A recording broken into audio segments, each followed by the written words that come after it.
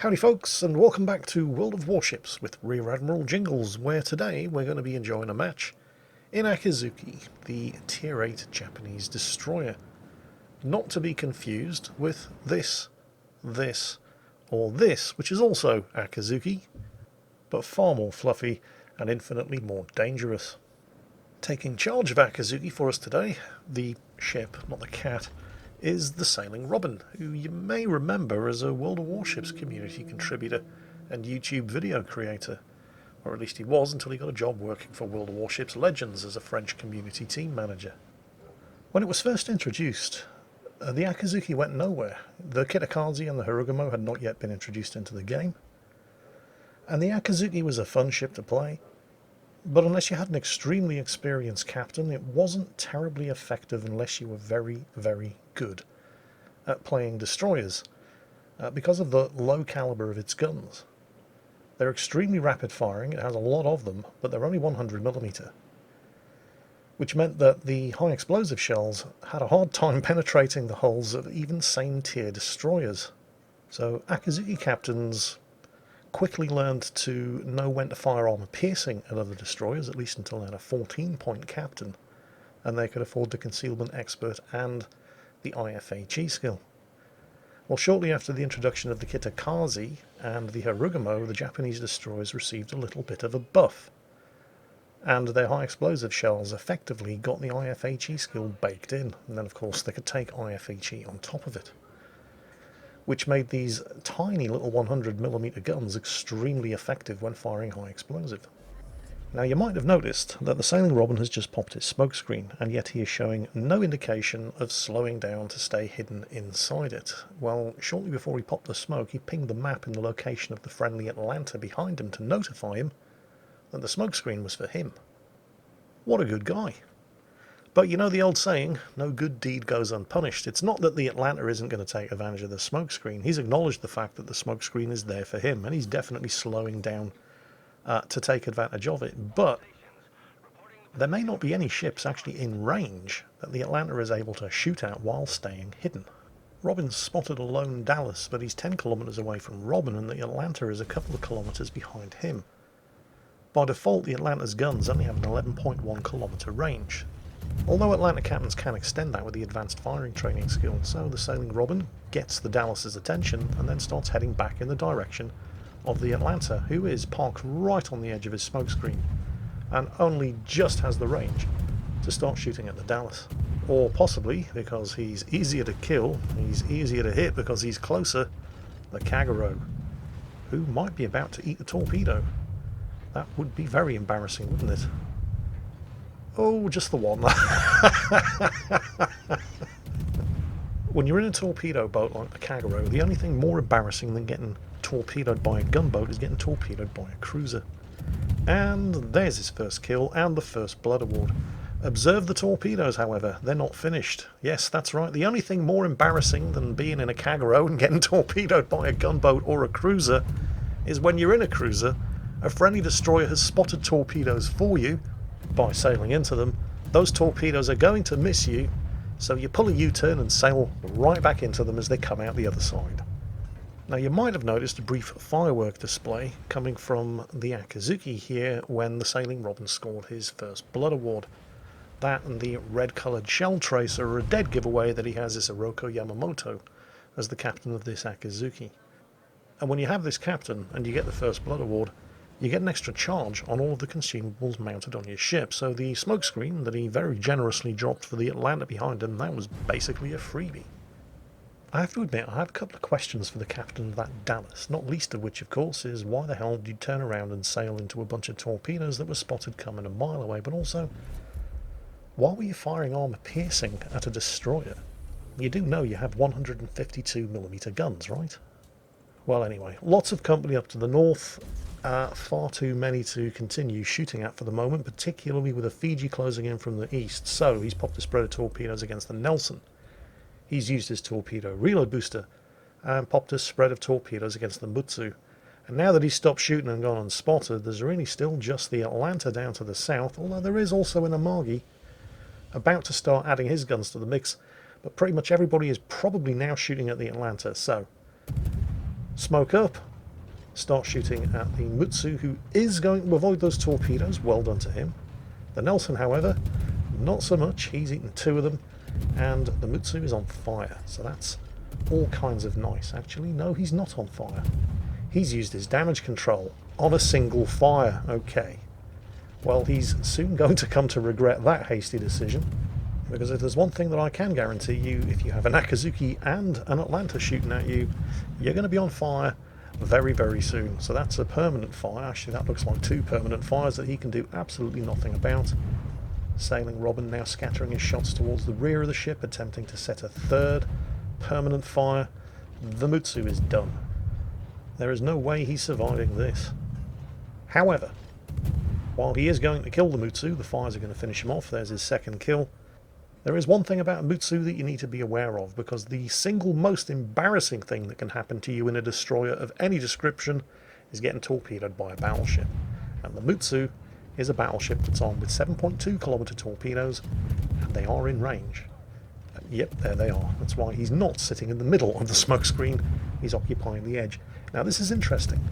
That Nelson got hit by 2 of Robin's torpedoes earlier, and one of those torpedoes disabled the Nelson's engine. Now when we just caught sight of the Nelson over there, its engine was still disabled. You can see the smoke and flames coming from its smokestack.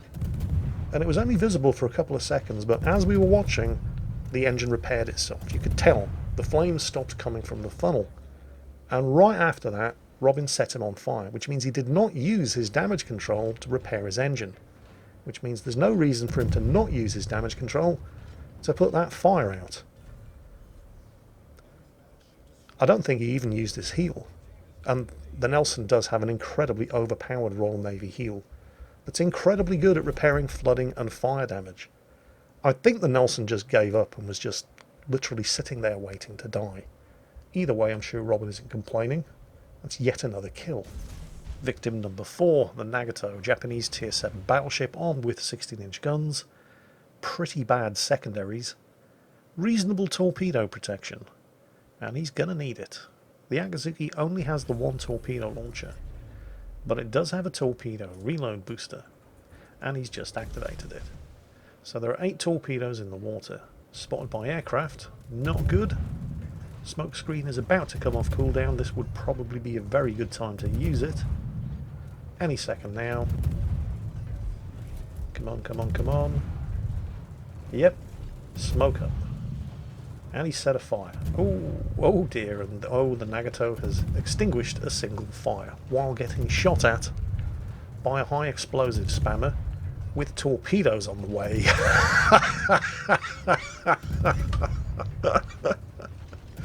So there's a flood he can do nothing about, and I think he's probably going to eat another 2 torpedoes. Yep. Remember, battleship players, I don't know how many times I'm going to have to say this before people start paying attention. A single fire is probably not going to kill you, especially if you're getting shot at by an Atlanta and an Akizuki. You put out a single fire, that just means the triple fire that you're about to suffer is going to burn its full duration.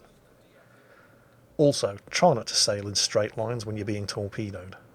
Unless I'm the one firing the torpedoes at you, in which case please make sure that you continue to sail dead straight courses and never vary your course and speed under any circumstances. Thank you very much indeed. I don't know if any of you noticed the high caliber award that Robin sneaked in there when nobody was watching. That's not far short of 207,000 damage done.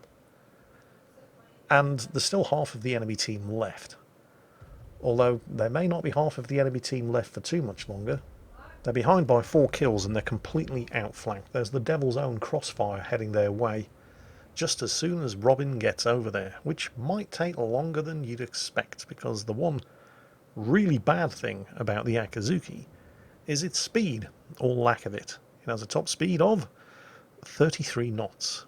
Yes, yeah, that is not quick at all. It has an engine boost, but, well, with that base speed of 33 knots, even with the engine boost, this thing will be fighting destroyers that it still can't outrun with the engine boost active.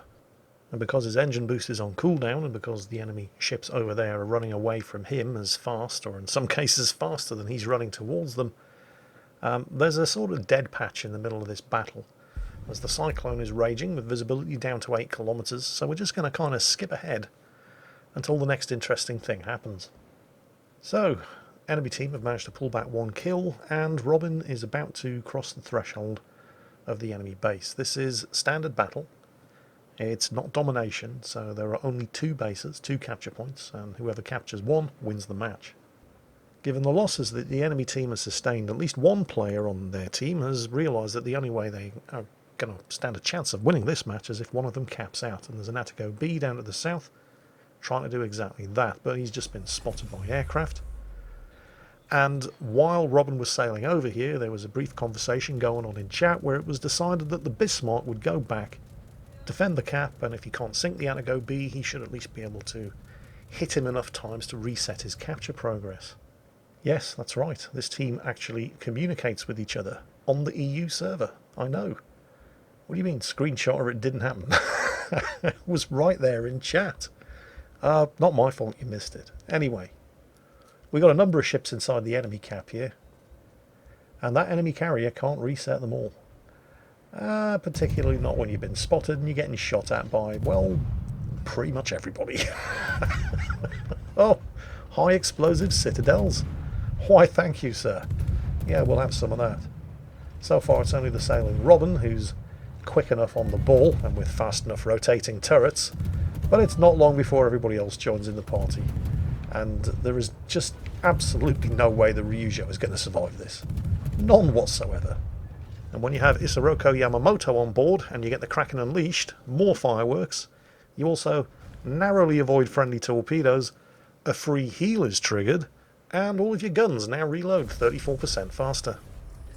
Which is really bad news for these guys.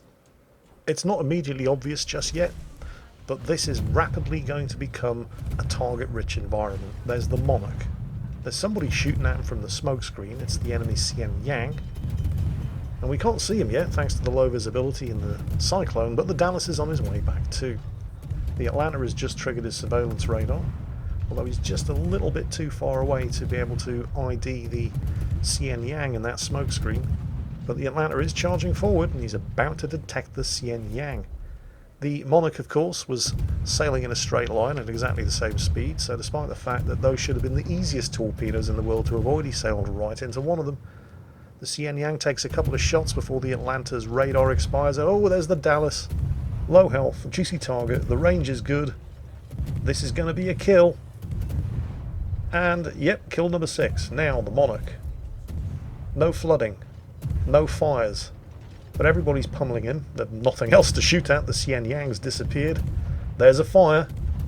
And is it going to be... Yes, kill number 7. The Xian Yang managed to outlast the Atlanta's radar, but it didn't outlast the cyclone. Visibility has lifted. He can now be seen. Shots out. And can we make it kill number 8? Oh, it's looking good. It's kill number 8. And Robin is still inside the cap circle, and there's 1,000 points. That's a 100% cap. 8 kills. Only 1 enemy ship survived, the Attico B, down to the south, who was successfully chased out of the cap circle by the Bismarck. What a match. See, this is what happens when you have a team that communicates versus a team that... Well, I don't know for a fact that the enemy team weren't cooperating and working together, using chat to coordinate their actions. But based on the result, I think it's fairly safe to guess that they weren't. Commiserations to the Attico B, the only surviving member of the enemy team, and the only member of the enemy team who realised that the only way they were going to win that was by attempting to beat Robin's team to the punch by capping out. But well done to Robin. 8 kills, 283,000 damage, well over 3,000 base experience. That's one hell of a result, no matter which way you cut it. And I hope you guys enjoyed it too, because that's it for today. As always, take care, and I'll catch you next time.